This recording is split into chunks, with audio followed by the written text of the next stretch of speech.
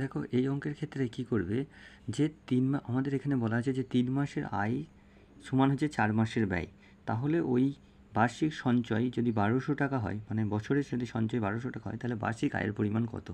তাহলে আমাদের কি করতে হবে, যে 3 মাসের আয়, 3 মাসের আয় সমান কী হবে, 4 মাসের ব্যয়, 4 মাসের হচ্ছে গিয়ে ব্যয়।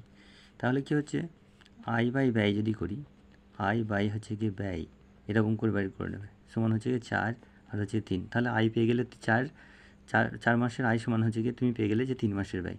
তাহলে 4 মাইনাস হচ্ছে গিয়ে 3, অর্থাৎ আয় মাইনাস ব্যয় সমান আমরা কী জানি, সঞ্চয়।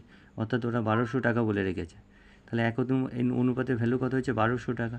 তাহলে আয় কত মাসে দেখছি, 4 মাসে। তাহলে 4 ইন্টু 1200 মানে হচ্ছে গিয়ে আমার বছরে হয়ে যাবে 4800 টাকা। তো এইভাবে এই অঙ্কগুলো করে নেবে, তাহলেই অতি তাড়াতাড়ি করতে